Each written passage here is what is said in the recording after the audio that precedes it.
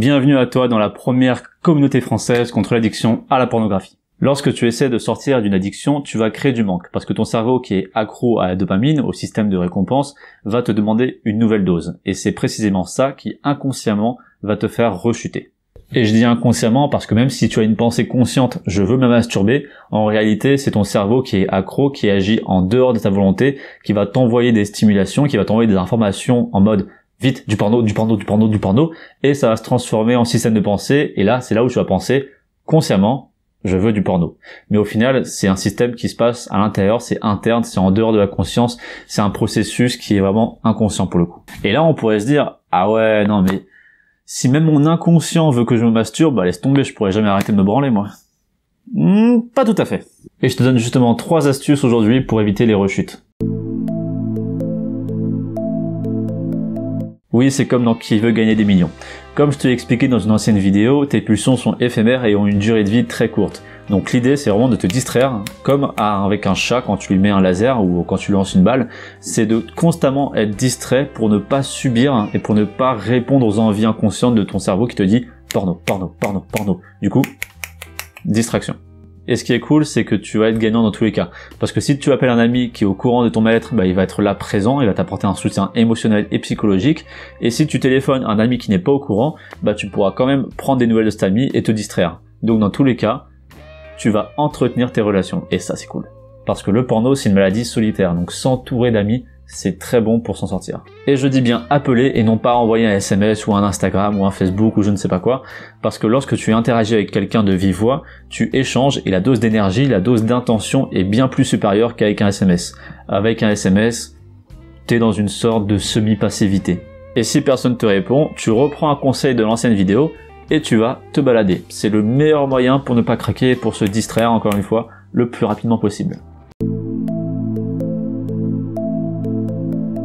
Alors celui-là n'est pas du tout instinctif. Pourquoi? Parce que lorsqu'on veut arrêter quelque chose, on a tendance à se dire « je vais m'éloigner le plus possible de ce monde ». Sauf que comme je te l'ai dit, ton inconscient il travaille d'arrache-pied pour que tu retournes dans ce monde. C'est une technique qui avait bien marché avec moi, mais même après avoir arrêté le porno, j'avais encore des images pornographiques qui popaient dans ma tête de temps en temps quelques mois après. Des mois après, pour te dire à quel point c'est ancré quand t'es addict.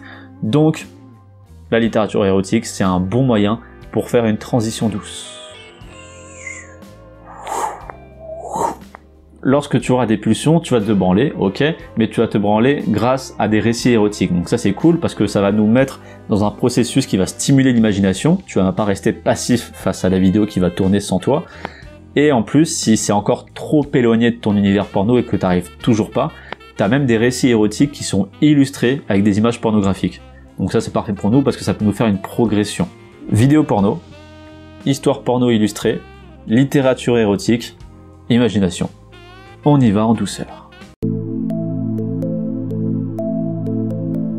Le dernier point, le plus efficace, mais forcément par effet de balance le plus compliqué à obtenir, c'est la volonté de faire. Se tailler une volonté sans faille.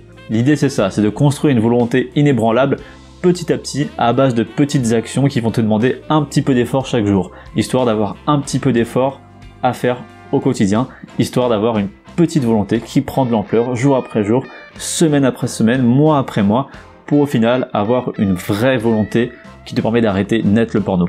Donc on va devoir sortir de notre zone de confort, donc semaine après semaine, voire jour après jour pour les plus téméraires et les plus ambitieux, les plus motivés surtout. D'ailleurs je te mets en description un lien vers un mec qui a créé un PDF avec plus de 1000 défis. Et l'idée c'est d'y aller vraiment progressivement. Donc on va faire des petits défis jour après jour. Ça peut être par exemple se lever une demi-heure plus tôt, dire bonjour à quelqu'un dans la rue, dire oui à la place de ouais, couper sa viande avec l'autre main dont t'as l'habitude, ce genre de petites choses. Ce genre de petites choses qui bouleversent un peu tes habitudes, où tu dois mettre une petite attention pour te dire « ah oui, je dois faire ça comme ça ».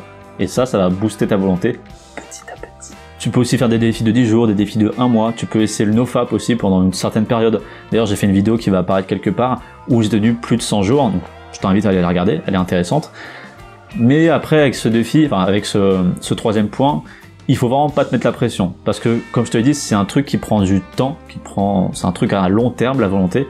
Donc si tu n'y arrives pas dès le début, c'est pas grave. Faut pas te culpabiliser là-dessus. Il faut que tu prennes conscience, faut t'accepter le processus. Quoi qu'il en soit, si tu veux venir en discuter avec moi dans les commentaires, bah, je suis présent, n'hésite pas. Et si tu veux rejoindre l'équipe, je t'invite à t'abonner. Ciao!